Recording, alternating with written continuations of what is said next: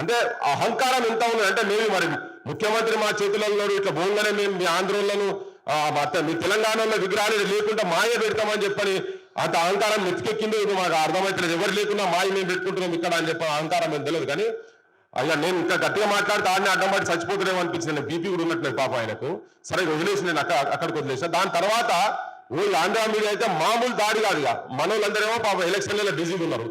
సరే ఈ లోపల దీన్ని ఎట్లయినా వేసి దీన్ని ఒక చర్చకు తీసుకురావాలి అనే ఉద్దేశంతో వాళ్ళు ఎవరు ఏం మాట్లాడినా కానీ మనము తెలంగాణ ఆత్మను రక్షించాల్సిన బాధ్యతగా మనం తీసుకొని మనోళ్ళు ఎవరెవరితో చాలా మంది ఇప్పుడు పైకి జయరాజు గురించి కావచ్చు, తర్వాత కత్తి కాంతారావు గారి గురించి కావచ్చు, అదే సినిమా ఇండస్ట్రీలో తోటి ప్రభాకర్ రెడ్డి గారి గురించి కావచ్చు, తర్వాత ఈవెన్ మన దాశరథి విగ్రహాల గురించి కావచ్చు, ముచ్చరేత్రణ గారి గురించి కావచ్చు, ఎవరికి చాలా మంది బయట తెలియదు. ఈవెన్ శంకర్ సారంగపాణి వాళ్ళ ఇష్యూస్ గురించి కావచ్చు, సుక్క సత్తయ్య, మిద్దరాములు ఇటువంటి వాళ్ళు చెప్తా ఉంటే చాలా మంది తెలియదు. ఎందుకంటే మనోళ్ళు కూడా అందరూ ఈ సినిమాలకు అలవాటు పడ్డారు కదా.